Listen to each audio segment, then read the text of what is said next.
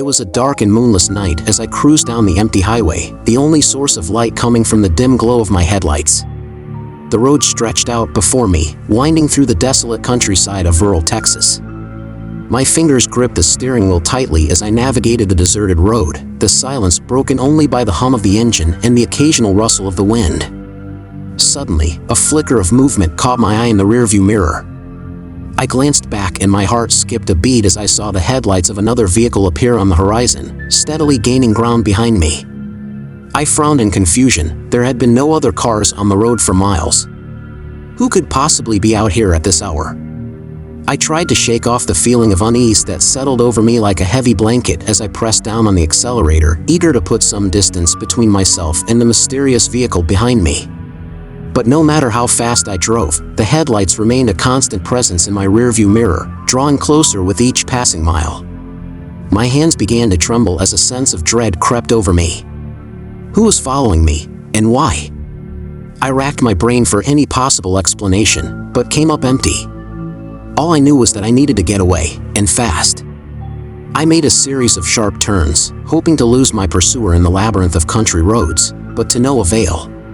The headlights continued to dog my every move, casting long shadows across the empty fields that bordered the highway. Panic clawed at my chest as I realized that I was running out of options. With each passing minute, the darkness seemed to press in around me, suffocating and oppressive. I could feel the weight of the unknown bearing down on me, threatening to crush me beneath its relentless gaze. As the hours ticked by, exhaustion began to set in, my eyelids growing heavy with fatigue. But I dared not close my eyes, for fear of what might happen if I let my guard down for even a moment. At last, I spotted a sign up ahead, promising the welcome sight of a gas station just off the next exit. Relief flooded through me as I veered off the highway and into the dimly lit parking lot, the headlights of my pursuer disappearing into the darkness behind me. I stumbled out of the car, my legs weak and trembling from the strain of the long drive. As I made my way towards the flickering fluorescent lights of the gas station, I couldn't shake the feeling that I was being watched, that somewhere out there in the shadows, my relentless pursuer was still lurking, waiting for the perfect moment to strike. But when I reached the safety of the gas station's interior, I breathed a sigh of relief, convinced that I had finally escaped whatever had been following me on the highway. I approached the counter, eager to put the night's ordeal behind me and continue on my journey. But as I handed over my credit card to pay for gas, the cashier's eyes widened in alarm. You're the one they've been looking for," he whispered, his voice barely above a hoarse whisper. I froze, my blood running cold as I stared at him in disbelief. "What do you mean?" I asked, my voice trembling with fear. The cashier hesitated, glancing nervously over his shoulder before leaning in close. They say you're the one who got away. The one who survived." My heart pounded in my chest as I struggled to make sense of his words. "Survived what?" I demanded, my voice rising in panic. But before the cashier could respond, the lights flickered and went out, plunging the gas station into darkness. Somewhere in the distance, I heard the sound of tires screeching and engines roaring to life, and I knew in that moment that my nightmare was far from over. For out there in the darkness, something was waiting for me. Something relentless, something hungry. And no matter how fast I ran, it would always be one step behind, driving me to the brink of madness and beyond. Let's hop onto story number 2, but before I begin reading, make sure that you have subscribed to Mr. Scare for regular horror podcasts.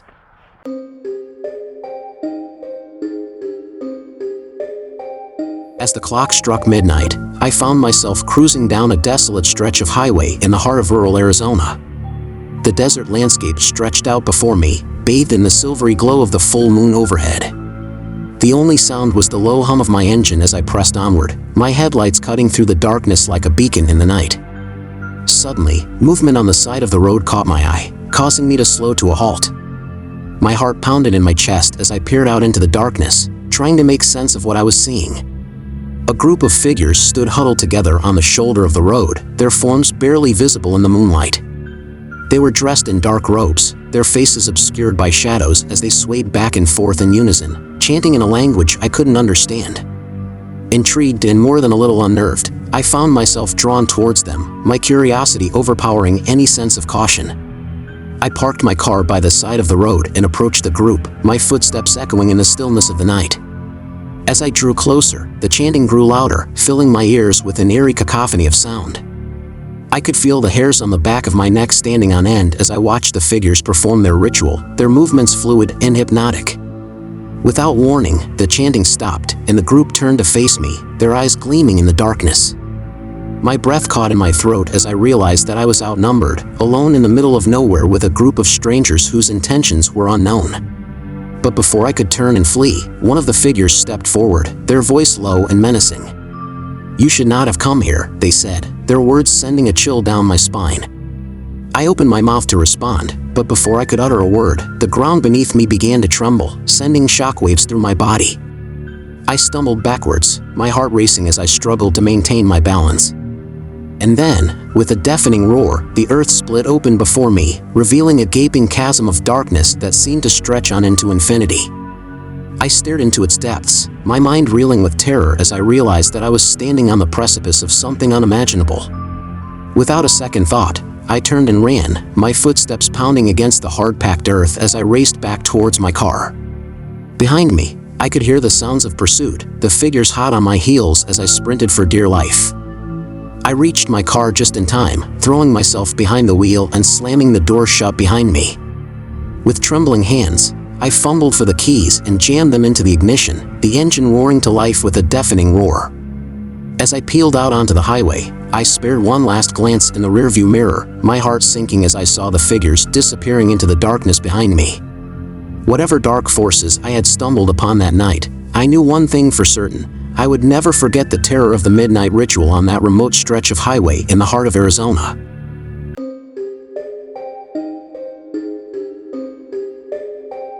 It was a moonless night as I drove down the deserted highway, the only illumination coming from the headlights of my car cutting through the darkness. The road stretched out before me like an endless ribbon, flanked on either side by towering trees that loomed ominously in the shadows. As I rounded a bend in the road, my headlights fell upon an abandoned vehicle up ahead, a beat-up old sedan with its doors wide open, abandoned in the middle of the road. My heart skipped a beat as I approached, a sense of unease settling over me like a heavy blanket.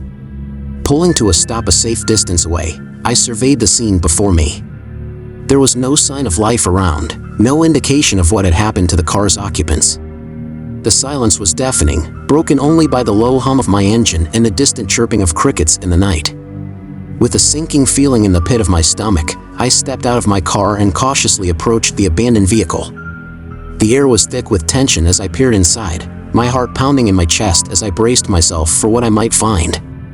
The interior of the car was in disarray, with papers and personal belongings scattered haphazardly across the seats. It was as if the occupants had fled in a hurry, leaving everything behind in their haste to escape. My eyes were drawn to a crumpled photograph lying on the floor of the passenger seat, a faded image of a smiling family, their faces frozen in time. It sent a shiver down my spine as I realized that whoever had been driving this car had likely never made it home. Determined to uncover the truth, I continued my investigation, searching for any clue that might shed light on what had happened here. It was then that I noticed a trail of footprints leading away from the car, disappearing into the darkness of the surrounding forest. With a sense of trepidation, I followed the trail, my senses on high alert as I ventured deeper into the woods. The trees loomed overhead like silent sentinels, their branches reaching out like skeletal fingers in the night. After what felt like an eternity, I stumbled upon a clearing in the woods, a small, dilapidated cabin nestled among the trees. It was like something out of a nightmare, with its boarded-up windows and peeling paint giving it an air of foreboding. Despite my growing sense of unease, I pressed on, determined to uncover the truth behind the abandoned car and its mysterious disappearance. As I approached the cabin, I could hear the sound of muffled voices coming from inside, sending a chill down my spine. With trembling hands, I pushed open the door and stepped inside, my heart racing as I prepared myself for whatever horrors awaited me within. The interior of the cabin was musty and dimly lit, with the flickering light of a single candle casting long shadows across the walls. And then, to my horror, I saw them, the missing occupants of the abandoned car, bound and gagged on the floor of the cabin, their eyes wide with terror as they stared up at me in mute desperation. before I could react, a figure emerged from the shadows, a sinister-looking man with a twisted grin plastered across his face. He was holding a knife, its blade glinting in the dim light as he advanced towards me, his eyes gleaming with malice. I knew then that I was in grave danger, trapped in a nightmare from which there was no escape. With every fiber of my being, I fought to stay alive, determined to uncover the truth behind the chilling mystery of the vanishing on that deserted highway in the dead of night.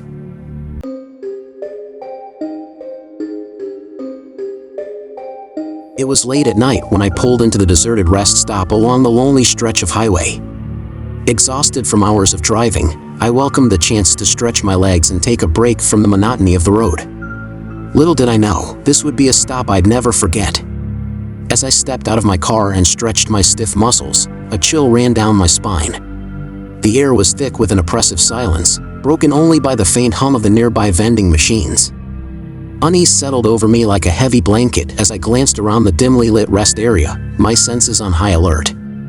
Ignoring the creeping sense of dread, I decided to explore the area, hoping to find a restroom or maybe even a vending machine for a much-needed snack. But as I wandered deeper into the rest stop, I couldn't shake the feeling that I was being watched. The shadows seemed to shift and dance around me, playing tricks on my mind as I made my way through the deserted parking lot. And then, as if out of nowhere, I heard it, a faint whisper, barely audible above the rustling of the trees. My heart skipped a beat as I spun around, scanning the darkness for any sign of movement. But there was nothing, just the empty expanse of the rest stop, stretching out before me like a desolate wasteland. Shaking off my unease, I continued my exploration, determined to find some semblance of normalcy in this eerie place.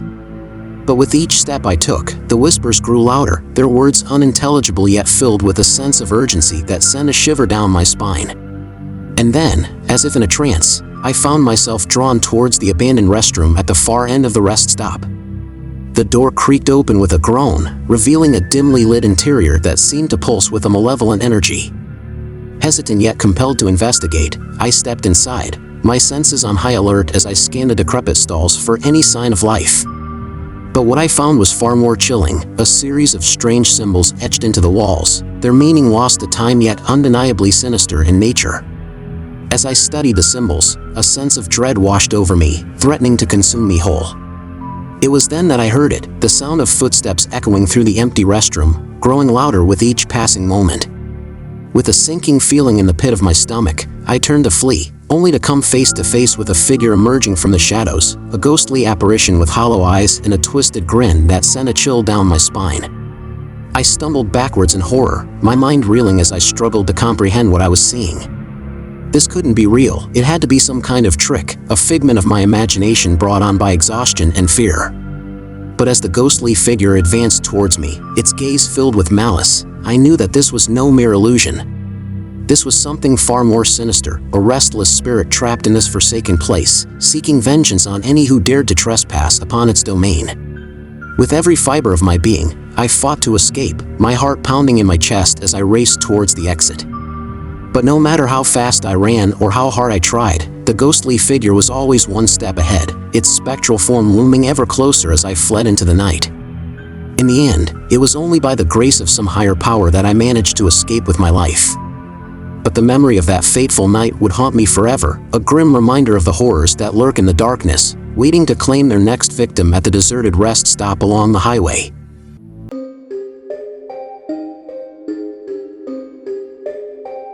It was well past midnight when I spotted him on the desolate stretch of highway, a lone figure standing by the side of the road, thumb outstretched in a silent plea for a ride. As I approached, his features came into focus, a tall, gaunt figure with hollow eyes and a ragged appearance that sent a shiver down my spine. Against my better judgment, I slowed to a stop, rolling down the window to offer him a ride.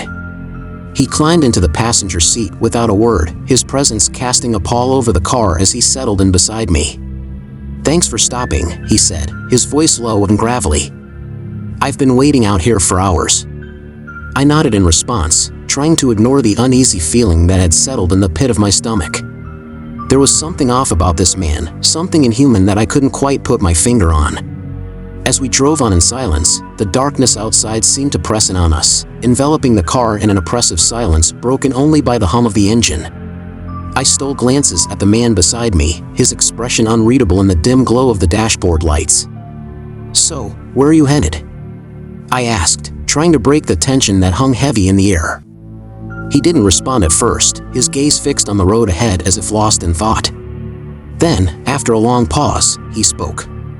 "Anywhere but here," he muttered, his voice barely audible over the roar of the wind. "I'm just looking for a fresh start, you know?" I nodded, though I couldn't shake the feeling that there was more to his story than he was letting on. But before I could press him further, a sense of dread washed over me, a primal instinct warning me that something was terribly wrong. I glanced over at the man beside me, only to find his eyes fixed on me with an intensity that made my blood run cold. There was a hunger in his gaze, a predatory gleam that sent a chill down my spine. "What's wrong?" he asked, his voice dripping with malice. "You look like you've seen a ghost." I forced a nervous laugh, trying to brush off the sensation of dread that had settled over me like a heavy cloak. But as we drove on in silence, the feeling only grew stronger, gnawing at the edges of my sanity until I could bear it no longer. "Hey, I think I'm going to pull over for a bit," I said, my voice trembling with fear. "I need to stretch my legs."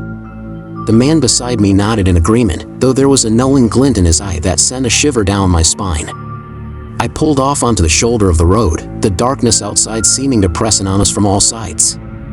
As I stepped out of the car and began to pace back and forth, trying to shake off the sense of unease that clung to me like a second skin, I heard a noise behind me, a soft rustling sound that sent a jolt of fear racing down my spine.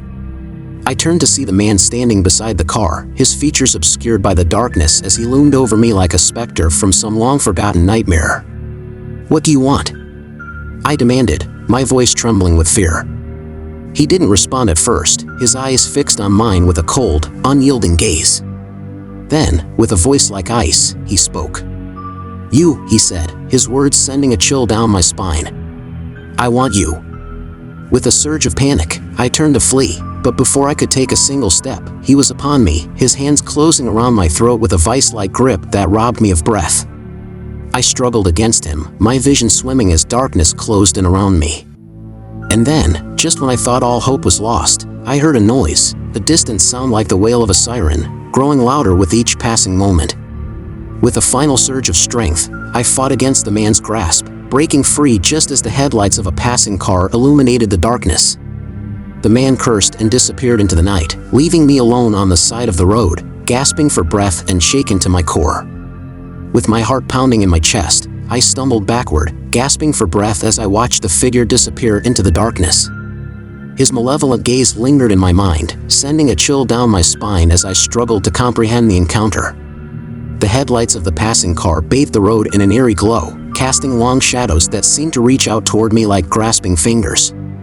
I fumbled for my phone, fingers trembling as I dialed 911, desperate for the safety of human contact.